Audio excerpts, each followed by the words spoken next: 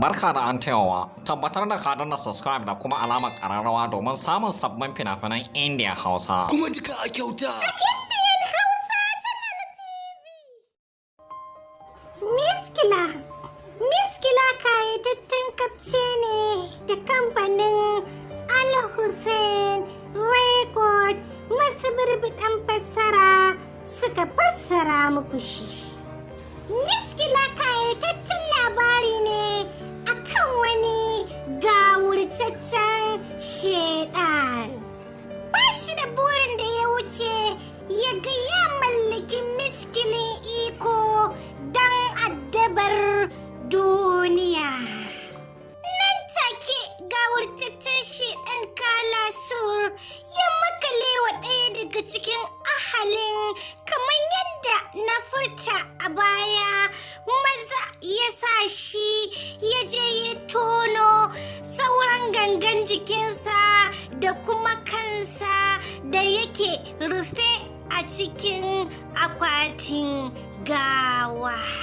Gawurtaccen shedani Kalasur ya samu nasara akan wannan ahali. Maza ya sa da karfin tuwo suka haƙo mai dukkanin gangan jikinsa ya haɗe a guri ɗaya ya taso ya garzayo zuwa wannan duniya.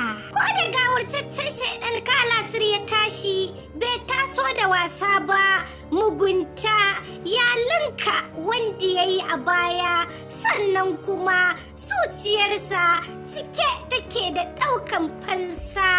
Tabbas wannan kafce na kunshe da cakwakiyoyi fin wanda na furta a baya. Kai da nemi naka kayatattun kafce na fim ɗin Miskila na kamfanin Al Hussein Record.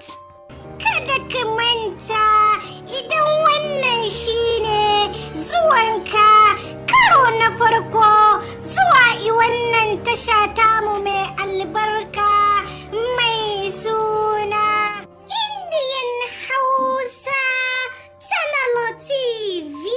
Masoya, don Allah ku danna mana subscribe da kuma alaman kararrawa don more fashin baki da ke cikinsa, ko kuma in ce recap na fina-finan Indian fassarar Hausa.